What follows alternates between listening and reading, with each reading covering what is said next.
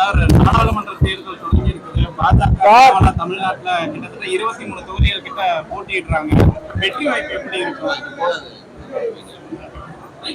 இதுவரையும் நான் முழுக்க இதோட விவரம்லாம் என் கையில் இல்லை.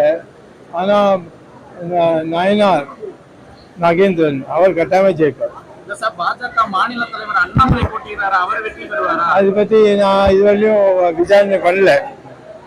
நான் ஒரு கேஸ் மதுரை ஹைகோர்ட்டில் போடுறதுக்காக வரப்போகிறேன், கோயில் சம்பந்தமாக. அப்போது நீங்கள் ஒரு 2 வாரம் அப்போ கேளுங்க. சார், இப்போ வந்து தமிழக தேர்தல் களம் வந்து திமுக பாஜக மாறி இருக்குன்னு சொல்றாங்க, நீங்க எப்படி பாக்குறீங்க? கனவு எல்லாருக்கும் இருக்கு. இது உண்மையோ இது இப்போ சொல்ல முடியாது. பாஜக வந்து 400 இடத்துக்கு மேல வெற்றி பெறும் சொல்றாங்க, உங்களுடைய கருத்து? 272 கட்சா போதும், அதான் மெஜாரிட்டி. இங்கே கனவு பார்த்துட்டு 400 இப்படிலாம் அது அவளுக்கு தெரியும், எனக்கு தெரியாது. அந்த அளவுக்கு நான் வந்து அனாலிசிஸ் இல்லாட்டா விசாரணை செய்யவில்லை. 2 வாரத்துக்கு அப்புறம் நான் கட்டாயமாக பத்திரிகையில் ஒரு பிரதமர் 3வது முறையா மோடி பிரதமர் ஆவாரா? அவர் வரக்கூடாது, அவரை தோக்கடிக்கணும். தமிழகத்துல திமுக, அதிமுக, பாஜக மும்முனை போட்டி சொல்றாங்க.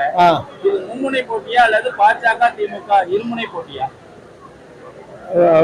அது அமைப்பு ஒன்று இருக்கணும். வேட்பாளர் எல்லா இடத்துலையும் நிற்க வைக்கலாம். பணத்தை கொடுத்து ஒரு விளம்பரமும் நிறையா என்ன பண்ணலாம். ஆனால் மக்கள் வந்து நம்புறாரா இல்லையா அது வந்து இப்போ சொல்ல முடியாது. பாஜகவுக்கு தனிப்பட்ட மெஜாரிட்டி இந்தியாவில் கிடைக்கும். ஆனால் மோடி 2 ஆட்சி ஆயிடுச்சு. ஒன்றும் எது செய்யணும் செய்யல. சைனா வந்து ஒரு 4000 ஸ்கொயர் கிலோமீட்டர்ஸ் வந்து நம்ம நாட்டில் பூந்து அடுத்துட்டு இருக்கா. அதை பற்றி ஒன்றும் பண்ணல. இது அவர் பொருளாதார அமைப்புலையும் ஒன்றுமே நடக்கலை. விளம்பரத்தில் என்ன கண்ணாமண்ணா சொல்கிறாரு, இது பண்ணிட்டோம் அது பண்ணிட்டோம். ஆனால் நான் வந்து பேராசிரியர் இருந்திருக்கேன்னு, அதனால பொருளாதார ஒரு அமைப்பு மோசமான சூழ்நிலை இருக்குது. நம்ம சைனாவோட ப்ராப்ளம் இருக்குது. சின்ன சின்ன தீபம் மால்தீவ்ஸ் நம்மளை வெளியில் எடுத்துட்டாலே நம்ம என்ன பண்ணியிருக்கோம்? ஒன்றும் பண்ணல. அது வந்து பழைய கேள்வி. எல்லாரும் சொல்லுவாங்க, ஜவஹர்லால் நேருக்கு அப்புறம் யார் வருவா, இவன் வந்தா இருக்கா, யார் வருவா, எதுக்காக கவலைப்படுற? யாராவது வருவா, உங்களுக்கு வரணுமா? இல்லை, அது பார்ட்டி சார்பாக தான் எங்கேயும் இது மாதிரி தீர்மானம் இல்லை.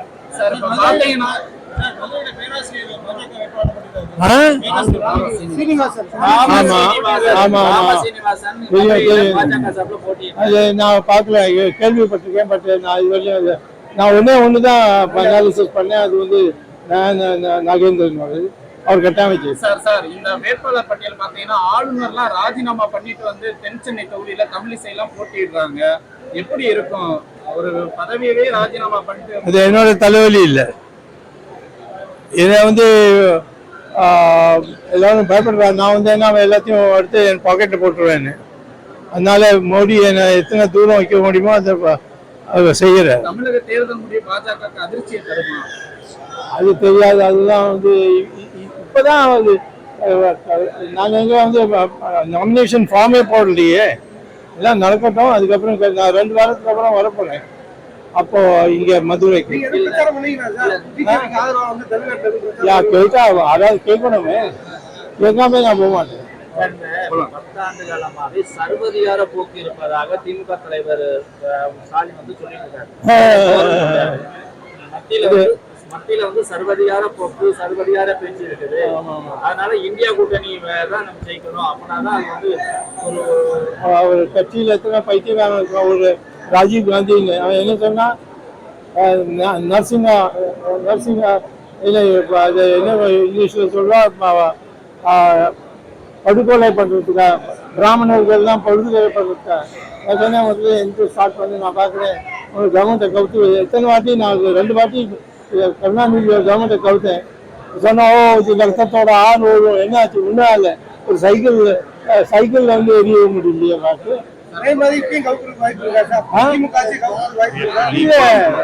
நோ நீ உதயநிதி கூட மதுரை மதுரைக்கு அறிவிச்ச எய்ம்ஸ் அது எனக்கு தெரியாது சார். நான் வந்து இது இந்த தேர்தலோட